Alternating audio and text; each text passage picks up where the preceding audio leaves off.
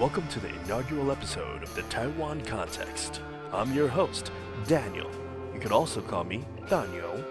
Today, we're lucky enough to have Dr. Sang Pu, who's been highly sought after in all sorts of media, especially in regards to the Hong Kong protests. Doctor, what's your background? Why are you here in Taiwan? And what message do you have for us?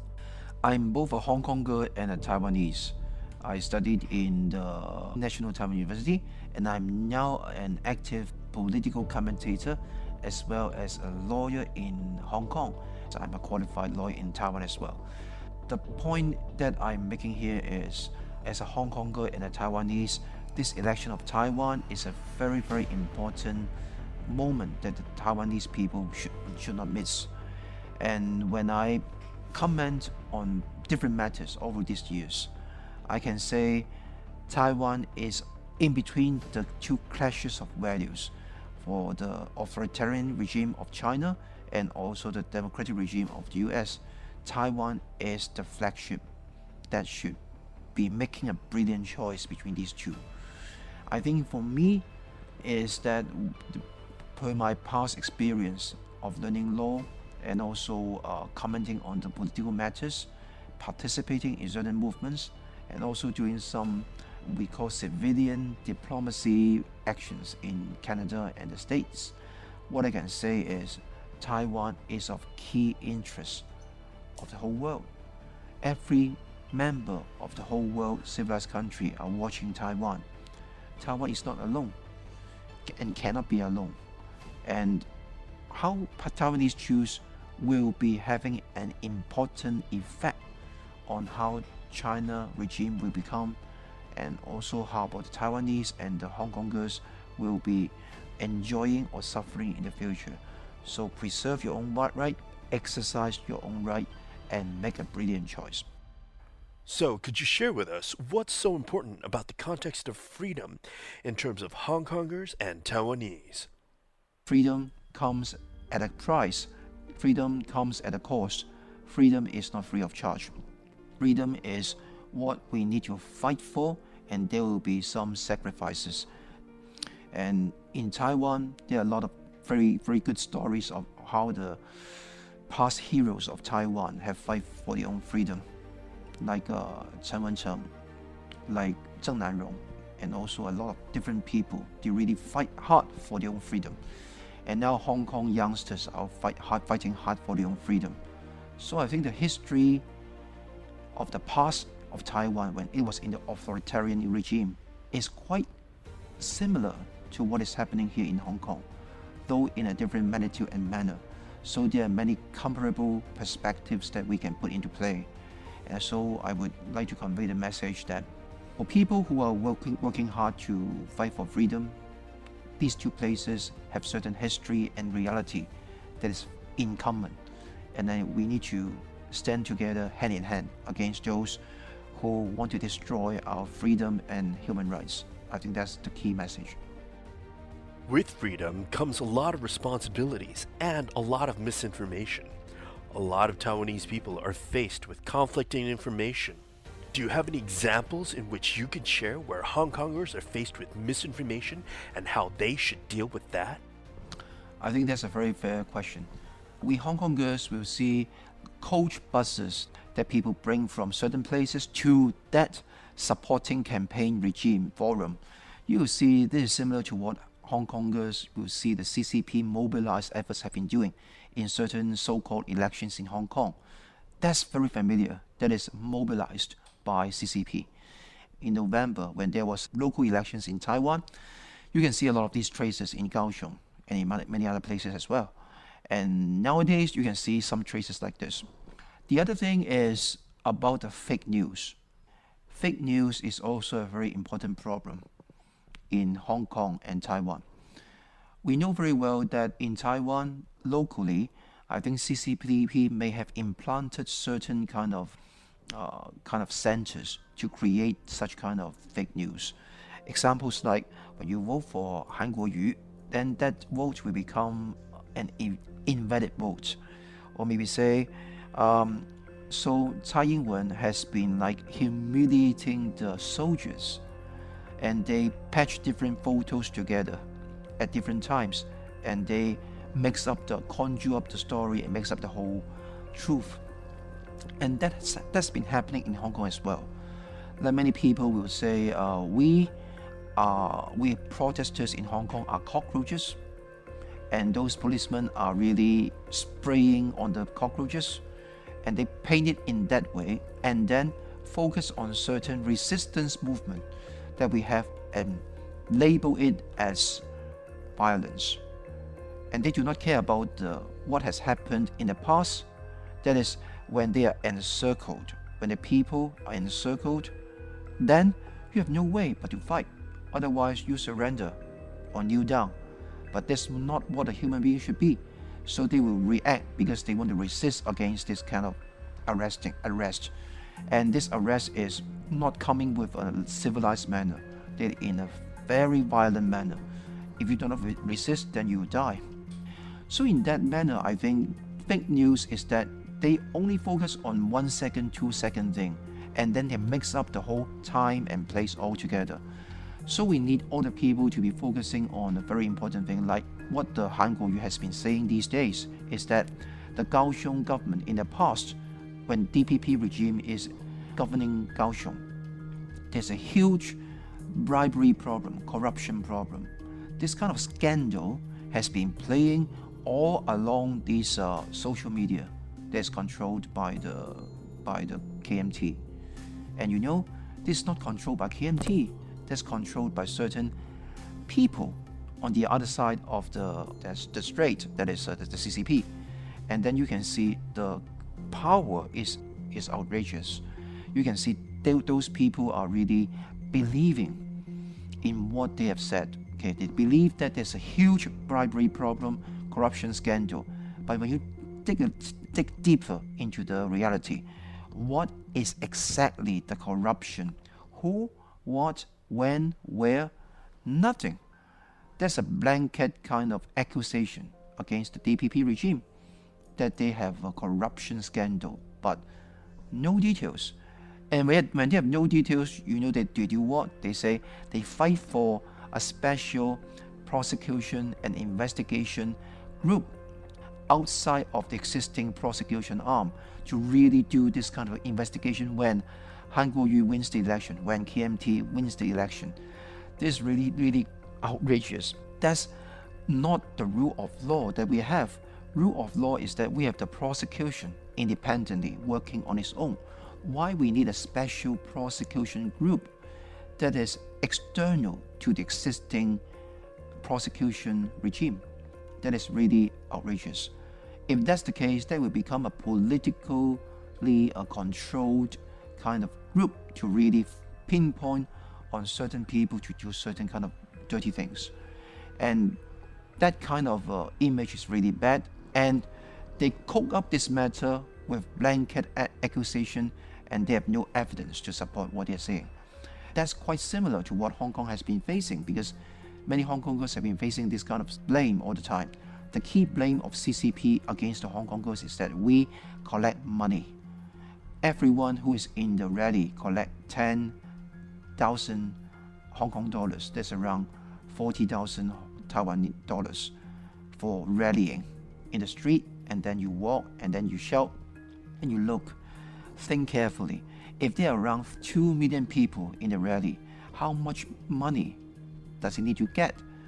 And will not shock the monetary system of Hong Kong. That monetary influx into Hong Kong will be gorgeous, and that will not be having no effect. And that, if that's the case, that is really funny. If you ask deeper, then why the CCP government does not give us money and make us turn away? They can give us $1 more than what the so-called foreign power, external force gives to us, and then they can chase us away because all we want is money. If that's the case, they can easily cure all the problem.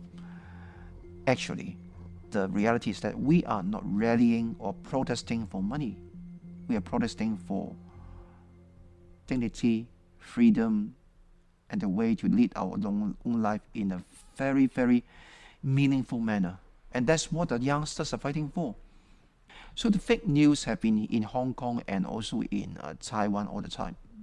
We need to be very careful of the influence. What are some thoughts that Taiwanese people should consider when they're faced with conflicting news or possible fake stories? Recently, there's been a lot of stories going around about how there's a sort of green terror coming about, grandmothers being arrested and taken away for expressing their own opinions. What are some of the ways that Taiwanese can employ to combat fake stories? I think that's very important because in a society of respecting freedom of speech, the freedom will not come in a way that is you can enjoy everything in a kind of freedom. Freedom comes with a responsibility, and that responsibility is for you to question and ask rationally when you look into different things. Freedom comes with that responsibility. And this responsibility is to ask the key question as to what, how, when, where, why. When you say, I read a newspaper on the first page, say, green terrorism, grandmother will be arrested, taken away from the home. After the DPP is re-elected, then they will disappear. Green terrorism is a kind of white terrorism. They will say something like this, or even worse than the white terrorism. Look, has it happened before? Number one. Number two is that if it has not happened, but you say it will happen, what makes you say it will happen? What is the basis that you say, there are some cock-ups by the DPP government or existing ROC regime that they want to arrest some people that is not with their own political tone? What is the basis of it? And why they need to do it? In a democratic society, they open the election every 4 years. If they do this, then they will not be elected anymore. Then why they need to kill this when they are fighting for democracy and progressive movement?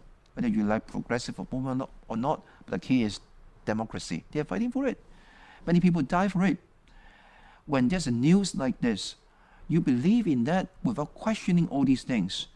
Like when I heard what Han Kuo-yu said today is that there is widespread corruption in this existing regime. So I want to know who, when, where it was. And his question is, we need to establish an extrajudicial body to investigate into what, when, where, when I get elected. This kind of argument does not fly. If you have certain things, even prima facie evidence, show it to us. Or even on an accusation, a kind of conjecture you want to question about the people, then you let us know. But without that, I have no basis to believe in it. But I have every basis to say, in the past history of Taiwan, KMT is the source of white terror, and it is undeniable. And even the Ma Ying-jeou regime admitted that KMT has the fundamental kind of liability in the 228 massacre and also all these post-1980s white terror repression. And this is undeniable. The worry is that those who have committed falsely but have not been regretting completely will be committing the same offense again and again. This transitional justice is not yet completed. So what we expect is that KMT should be sorry for the past track record rather than accusing other people for committing what they have done before. And they do not regret what they have done before. They do not call this as compensation to those people who are killed by this regime, but they only treat this as a kind of a subsidy to those people, and that's really weird. To me, I think the whole Taiwanese people will need to rethink about rationally about these questions: when, what, and how, and also where, and also why. Why there's such a thing? Why do you need to do this? With this kind of exercise, we can build a more rational, well-informed and also very diligent and very brilliant civil society. And without that, there will be a problem. There are some Chinese Communist Party supporters that say that since the recent elections in Hong Kong has favored the protesters, that nobody should need to worry, that the system in Hong Kong is actually working very well. What do you say? That's a good question. We have won 388 seats out of 452 seats. So it is more than 86%, if I'm not wrong. The seats of district council. District council is for what? District council is only a consultative body that they can bring advices to the government. But they have no power in the local affairs except for certain very small infrastructure projects. Was the budgeting for how to allocate the money. But that's not for even for the zoning, even for traffic. They have no way to really influence that kind of thing. So this district council only can be a source to build the future generation to get elected into legislative council. But that legislative council only have half of it really directly elected. The other half of it is constituted by so-called functional constituencies, and they are tilted towards certain professional group and the business class. And that's not fair, and of course that's not universal suffrage. Like the lawyers can have one seat, the accountants can have one seat, and also those business people, industry people, they have 2, 3, 4 seats in different phases. And this is similar to the, if you read the history in the past of fascist Italy, when Mussolini really ruled Italy, they have this kind of system. So this system is far from satisfactory. So we are fighting for universal, genuine suffrage. One people, one vote, and also there's no screening and also of people who gets to be the candidates. That's not there in Hong Kong. Many people have their own political stance, like pro-independence or pro-autonomy or even pro-self-determination. They are all sacked, disqualified by those election officials. They are not there to be qualified as a candidate for people to choose. And that's the weird thing about Hong Kong. And the CE, Chief Executive, he or she will be responsible for the Chinese regime and the Hong Kong people, but mainly from the Chinese regime, because the power comes from 1,200 kind of members, and many of these members are controlled by the CCP regime. And those voters for these 1,200 members are only below 300,000, and there are already 7 million people in Hong Kong. And that's a really weird system. We want to fight for a change. Back in 2014, I know in Taiwan there's a sunflower movement. In Hong Kong there's an umbrella movement, but we failed. And after this failure, there have been a long time that we have feel very frustrated and of course effortless.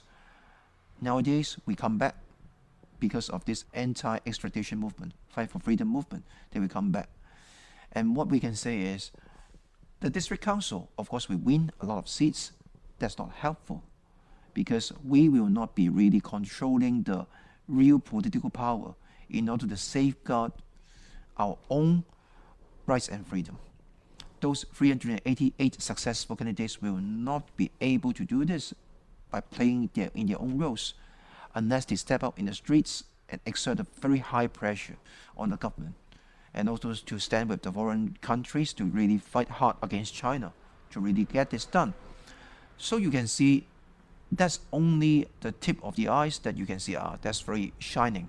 But when you look deep, you will see Hong Kong has no democracy, and that's why our freedom is in huge jeopardy, and also we have human rights at stake here because of police violence, and that goes on unchecked. That's the problem of Hong Kong. So when you look back at Taiwan, when you have a vote to do it, many people think that they can sit back at home, sit back on their bed, and then they do not need to vote. But the point is, if you don't vote, then people will choose for you. If you do not choose, you'll be nobody because you have not exercised your own election right. Election is a legal right, but also a moral responsibility. This moral responsibility is that you are a civilian in a civil society, and then you need to participate and voice out your own way. You can disagree with me, Sampu, for what I've said, but if you do not vote to cast what you want to do, then there's a real tragedy to the own people. I think Taiwan should really respect, preserve what they have, and do not fall into the backdrop of Hong Kong saying that one country, two systems will work, because the failure of the one country, two systems of Hong Kong is a huge lesson for Taiwan. An authoritarian regime cannot be compatible with a democratic regime. That's not precedented and will not be successful because it's anti the basic instinct of human beings. You cannot pray for a dictator to give you democracy in one of their own gardens. That is really kind of fantasy more than reality. There's been another kind of angle of attack in that kind of argument, saying that since the Hong Kong system is so different from that of Taiwan, that Hong Kongers don't really have a real democracy, but that Taiwanese people do, that they shouldn't be compared at all. They've been saying that the two aren't really connectable. You can't really have the two as an analogy. I think they are interconnected. I don't think they are not connected. In the Hong Kong, I think the system is different from that in Taiwan, that's for sure. But the point we are talking about is the values. It's not the systems. The systems are different, so what? Do we like the system in Hong Kong? No, so we fight. Fight for what? Fight for the satisfaction and the materialization of certain values, like freedom, human rights, democracy, autonomy, self-determination, whatsoever. Many people have pushed up to independence, but the key is the basic majority of the Hong Kongers are fighting for freedom and democracy. That's the key. And for Taiwan, you have it. To me, I think that having is true in some sense, but it's in huge jeopardy because the CCP government is infiltrating into every sector in Taiwan to really want to kill this democracy and also play the hegemony of the imperial empire into Taiwan. They think that Taiwan is part of it. Even when I see this PRC flag raising high, lofty in the Ximending, I can see that it is very ugly. But the Taiwan government will say that's a matter of freedom of speech, freedom of expression. So they say, let it be. But the point is, this flag, this regime, is different from an American flag. If you have a German flag, you have an American flag, or even you have a fascist flag, of course it's more ugly, right? Those flags do not have a kind of claim against the sovereignty of Taiwan. And this PRC flag is representing a claim of sovereignty of Taiwan by the PRC and CCP regime. That's the fundamental difference. There's been another kind of angle of attack in that kind of argument, saying that since the Hong Kong system is so different from that of Taiwan, that Hong Kongers don't really have a real democracy, but that Taiwanese people do, that they shouldn't be compared at all. They've been saying that the two aren't really connectable. You can't really have the two compared. So what's the worry? The big worry is that the one country, two systems is a lie. You can see in Hong Kong that they have promised a universal suffrage in their basic law, Article 45, Article 67. The real, genuine, they would say, universal suffrage of the chief executive and also universal suffrage of the legislative council, and then also except for national security and diplomacy, then the China will have no touch about Hong Kong. They promise.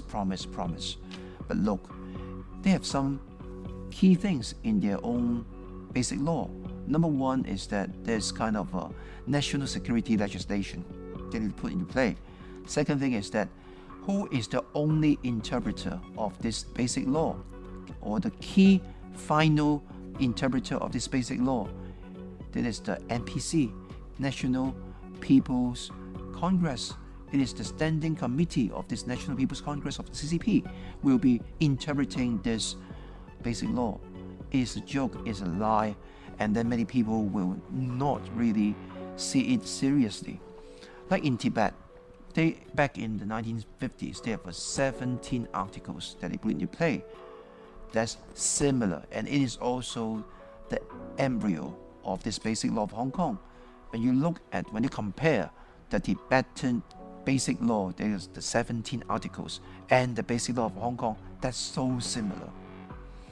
Everything is a lie in CCP because what they care about is not the rights. What they care about is not the promises. What they care about the power. If they cannot have the power in their own hands, so they will crush everything anti their own power. So they can promise everything more. Deng Xiaoping has said many years ago, Taiwan can have your own army, have your own soldiers. But you know what? The CCP, the Liberation Army, is outnumbering all these Taiwan soldiers. So it is not believable that you can really maintain your own soldiers and then you're very happy about that. And also, the key is about who is in control. That's the key question. When you have one country, two systems, that one country will be in control. What is that one country? It is not what Han Kuo-yu said, it's ROC. It will be the PRC, because their population, their power, everything is falling under their regime. And when you look back at what Xi Jinping has said last year, after the Chinese New Year, is that the one country, two systems is the key thing about the 1992 consensus. That's very clear message. And they say it's one country, two system, Taiwan version. That is what he's now really want to convey the message to the Taiwanese, that believe in what we said, we'll respect the freedom that you have got. Look at Hong Kong. What kind of freedom do the Hong Kongers have? We are beaten up by those policemen, and we are like being sprayed by pepper or kind of chemicals, and also being beaten by bastards, and also we have a lot of wounds and also tear gas canisters. They will do whatever they want because power is in their own hands. The CCP of China cares about the power and also how they can tame you to be same as what they tamed the mainlanders. So when the Taiwanese do not want to be tamed, do not want to be really controlled, they should fight hard and not to believe in this one country, two systems. The whole thing about one country is that for you to believe that the Taiwanese is one of the Chinese, and they want to promulgate this kind of nationalism ever since the 1990s.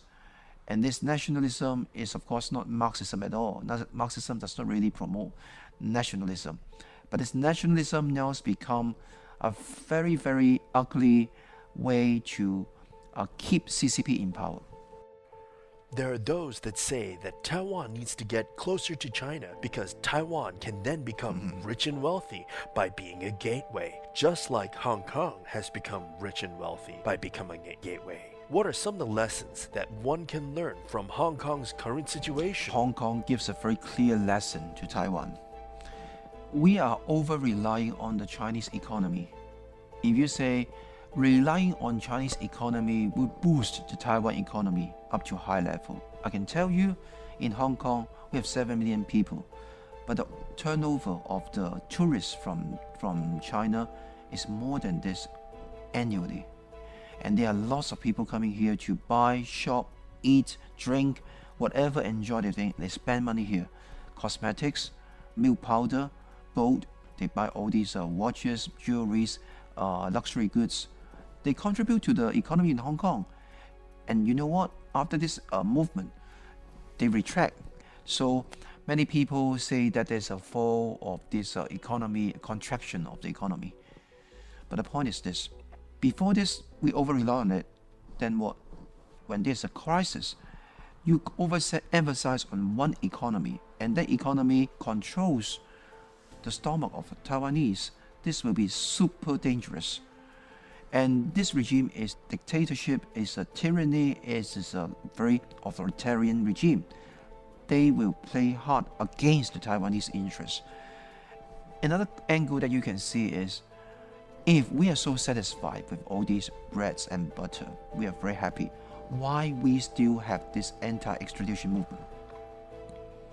The anti-extradition movement is the Hong Kong movement to fight for freedom. Why we have all these 6 months non-stop to fight for it? You can ask a lot of protesters in the streets. They have master degree, doctoral degree. They do not need to worry if they just become and then join an investment bank, join a law firm, accounting firm. They are very rich. Many of their families are riches as well. They are very happy. But why they need to resist against this tyranny? The only reason is that they fight for freedom. It's not fight for money. We all fight for money. We cannot live without money, that's for sure. But when you have freedom and money on your hand, of course freedom first. With freedom, you can pursue your own way of life suitable to you. Some people do not need money so much, they want to be very successful. Many people really want to become rich, let it be. But without freedom, it's like without air. You'll be suffocating immediately. And that's the choice that we are having. If we do not choose brilliantly, I think Taiwanese will become a kind of animal farm scenario. And this animal farm scenario is now happening in Taiwan. Hong Kong is now waking up. At least 60% people have already awoken. Taiwanese, I don't know. So this election is one way to test the intelligence and also how they preserve values. So wish Taiwan good luck in the elections. While it is true that the Chinese Communist Party tends to have problems facing up and honoring its human rights and civil liberties obligations, some say the opposite is true in the sense that the Democratic Progressive Party's recent passing of the anti-infiltration bill will result in devastating economic losses for Taiwan, making it impossible to do business with Taiwan, especially in regards to China. Of course, this is an overstatement, and actually it's not an overstatement, it's a misstatement for those people. I think those people really think that this will be a fatal kiss about those business in China. I don't think that's the case. This is kind of fake news that they are really stirring trouble. Really investigate and look at the law itself. Anti-infiltration law really touches those who really accept the instruction or funding from the CCP regime and really to destroy certain kind of rallies and also demonstrations to really get into the political elections for like giving bribes to certain people, or even those people who are really pushing forward for lobbying certain policy change in Taiwan. So if you have only accept money, you accept the money from the CCP, but you do not really come into play to influence the politics of Taiwan, that will not be heard. That's to me as a genius, because you take every money, but you do not do the evil things. So you get all the things you get, but the CCP will be angry at you because they give you all the benefits, but you don't do anything for CCP. The other things is that you do all the evil things, but you do not get the money from the CCP. That's also not against this anti-infiltration law, because you are evil. If it is unlawful, that you will be penalized by those laws, but it will be not caught by this anti-infiltration regime. Only when you have both features, you take and then do, then this will be caught by this regime. And that's have a very clear definition in the law itself. It is not so vaguely defined. So when you look back, all these claims by those people are really doing similar things, like when you see the China Daily. They say they will protest by shutting down one day, not to publicize any newspaper on one day, because they have the key suspicion as to what they have done is against this law.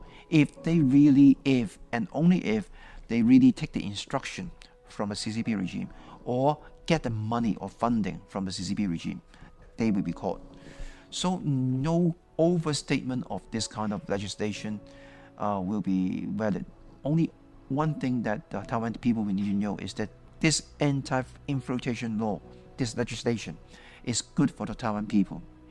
And many Hong Kongers this time comes to Taiwan to observe to witness this re-election, is to make sure that and to investigate how the Taiwanese people will feel about this law.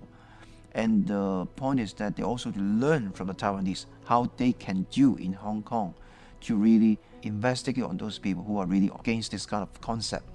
Of course, the Hong Kong, it is hard to pass a law like this because the Legislative Council is now dominated by some pro-establishment power.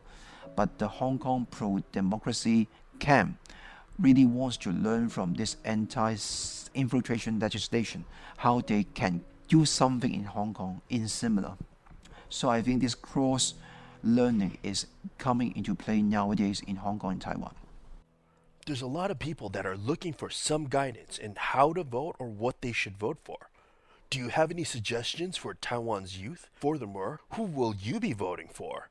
And also, what are some of the considerations you would make when choosing a party? Vote for those parties who can really secure your own freedom and also liberty, freedom from fear, preserving the independent status of Taiwan. I think that's the key that they need to look upon is, if you make a suggestion, is that like what Winston Churchill has said many years ago, democracy is not the choice of choosing the best. Democracy is only the least worst regime in the world. And then you can see nowadays you need to choose from those parties who will be having the fewest drawbacks. And these pan-blue parties are really more tied with China and their cultural values rather than the universal values that we are embracing. So we are living with other choices like leftist parties. But the point is, whether you vote for them or not, whether this kind of pan-green campaign can be a stable force in the Legislative Yuan. I'm also a voter in Taiwan. If I vote, I will vote for Tsai Ing-wen and also vote for DPP in the Legislative Yuan to make sure that DPP will have a stable majority in the legislature. For Tsai Ing-wen, I think that she should stay in the place for 4 more years. Of course, if you ask me whether she has any drawbacks in her own policy, there is. But the key is how you can strengthen the relationship with the key democratic powers in the world, like the US, like Canada, like the EU, how they can side together even with an oceanic cultural in her own mind to really side with that. I think her turn and her very good turn came only very lately, starting from the start of last year when Xi Jinping announced the 5 points, and then she liked a windfall on her own ground, and then she become very, very clear on her own values. But before that, many things are quite are not very satisfactory. So for me, I think the key is to focus on the authoritarian regime of China and to stop the infiltration of China factor into Taiwan. I think that's the key about what she needs to perform. Doctor, what are your suggestions for some of the young people considering partaking in this upcoming election? I think for the young people, they are, especially those who are voting for the first time, they need to really vote carefully in a well-informed manner. What happened in China, the States, Hong Kong, and Taiwan, how the people have performed, have a well-informed decision before they do, and also they need to vote. Because many youngsters are having finals, exams, maybe on the 12th or 13th of January, but the voting day is on the 11th of January, and it will be a hassle when they need to rush back home to vote and then rush back to the school to take the exams, right? So at all costs, I think we need to vote. Voting is meaning that you are one member of civil society. You are an active member in a civil society, and that's the key of keeping the society in a active and also dynamic manner. So young people, watch how the Hong Kong young people really have performed. Think about it. If you do not want to be one of them fighting in the streets, better now to take some preventive measure before it becomes too late. Doc, you've been very informative. But do you have any additional messages for our listeners? 11th of January is the key election day for Taiwan. Don't miss it. You miss it, then when you look back in the future, I would definitely say you'll regret. Hong Kongers do not have a genuine right to vote for their own leaders, and that's what they are fighting hard for your own freedom. If you do not want to fight hard for your freedom in the future, do not want your young generations to fight hard for their own freedom in the future, vote, and vote diligently, brilliantly, carefully.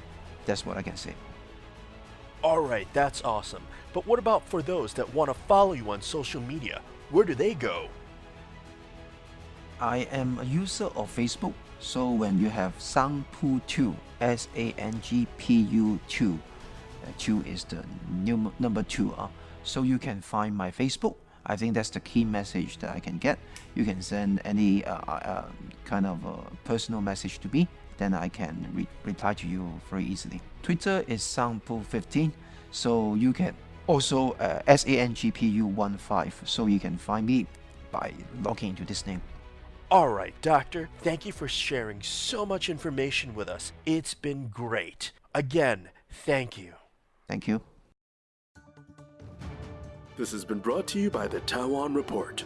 For more content like this, become our patron at report.tw.